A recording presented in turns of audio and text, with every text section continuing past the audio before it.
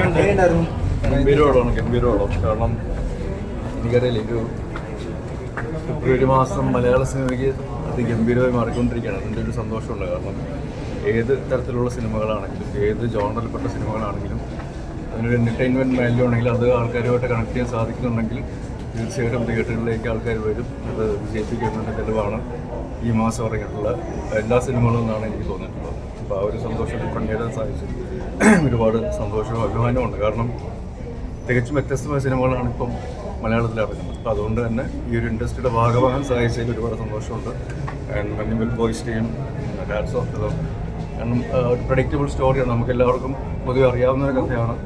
പക്ഷെ അത് നമ്മുടെ മനസ്സിനെ തൊടുന്ന രീതിയിൽ അത് തിയേറ്ററിൽ അത് എക്സ്പീരിയൻസ് ചെയ്യാൻ സാധിച്ചതിൽ പിന്നെ Manjummel boys team, Chidambaram, Shyju, Sushin, Vivek Harshan, Ajayan Chalissery, Soubin, Ganapathi, Chithu, hats off to you guys. Thank you and thank you for wonderful movie, wonderful experience. All the best. God bless. അതേപോലെ പടത്തിൽ ഏതെങ്കിലും ഒരു കഥാപാത്രം ചാക്കോച്ചിന് ചെയ്യാൻ ഒരു അവസരം കിട്ടുമായിരുന്നെങ്കിൽ ഏത് ചൂസ് ചെയ്തേനെ? പടം അറിയില്ല, ഏതാണെങ്കിലും ചെയ്യും. അത്രയ്ക്ക് ഗംഭീരമാണ്. എല്ലാവരും ടീം മൊത്തം, ഇപ്പോൾ ബാലു ആണെങ്കിലും ജീനാണെങ്കിലും ചന്തു, എല്ലാവരും എനിക്ക് വളരെ ഇഷ്ടപ്പെട്ട ആൾക്കാരാണ്, സുഹൃത്തുക്കളാണ്. അപ്പോൾ അതുകൊണ്ട് തന്നെ അവരെ ഇതുവരെ കാണാത്ത രീതിയിൽ ഗംഭീര ഒരു സിനിമ, ഗംഭീര സിനിമയുടെ ഭാഗമായി കാണാൻ സാധിച്ചതിൽ ഒരുപാട് സന്തോഷമുണ്ട്. So happy for them.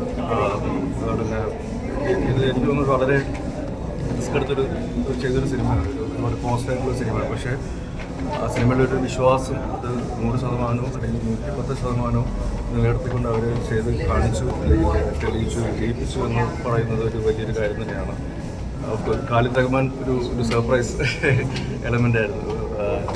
പുള്ളിയുടെ അഭിനയവും വളരെ ടച്ചിങ് ആയിരുന്നു. പിന്നെ സുഷിൻ, ഒരു ടെക്നിക്കൽ പ്രോ, ഷൈജു, എല്ലാവരും ഗംഭീരമായിരുന്നു.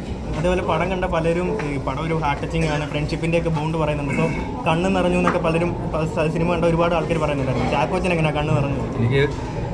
ഞാൻ സിനിമ കാണുമ്പോൾ ഞാൻ എൻ്റെ വൈഫിനോട് പറയാറുണ്ട്, ഇൻ്റർവ്യൂ സമയമൊക്കെ പറയുകയാണ്. കാരണം ഇത് എനിക്ക് ഒരുപാട് റിലേറ്റ് ചെയ്യാൻ പറ്റുന്ന ഒരു സിനിമയാണ്. കാരണം പണ്ട് ഇതേപോലെ ഞാനും നമ്മുടെ സുഹൃത്തുക്കളും എല്ലാവരും ഒരു അംബാസഡർ കാറിൽ 8 പേര് ഒരു അംബാസഡർ കാറിൽ എങ്ങനെ പോയിട്ടുണ്ട്. ഒരു കൊടൈക്കനാൽ ട്രിപ്പ് പോയ കാര്യം ഞങ്ങളൊരു കോറം, ഒരു കുരിശടി കോറം എന്ന് പറഞ്ഞൊരു കോറം ഉണ്ടായിരുന്നു. അപ്പോൾ അതിൻ്റെ ഒരു ഓർമ്മകളൊക്കെ ഞാൻ പ്രിയോട് പറയുമായിരുന്നു. സോ അതങ്ങനെ റിലേറ്റ് ചെയ്യാൻ പറ്റുന്ന ഒരുപാട് ക്യാരക്ടേഴ്സ് ഉണ്ട്, ഇമോഷൻസ് ഉണ്ട്, സീക്വൻസുകളുണ്ട്. അതുകൊണ്ട് തന്നെയാണ് ഈ സിനിമ വിജയിക്കുന്നത്. ഇത്രയും അപ്പോൾ നമുക്ക് മനസ്സിൽ കൊണ്ട് വീടുകളിലേക്ക് പോകുമ്പോൾ, സിനിമ കണ്ടിറങ്ങി വീട്ടിലേക്ക് പോകുമ്പോൾ അത് മനസ്സിൽ കൊണ്ടുപോകാൻ സാധിക്കുന്നതുകൊണ്ടാണ്. ഉറപ്പായിട്ടും കെട്ടിപ്പിടിച്ച് ചുമ്മാ കൊടുക്കും. Thank you. ഭയങ്കര നല്ല സിനിമയെന്ന് പറഞ്ഞാൽ ഭയങ്കര രസമാണ്.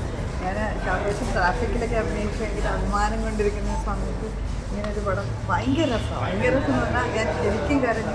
ഭയങ്കര രസമാണ്.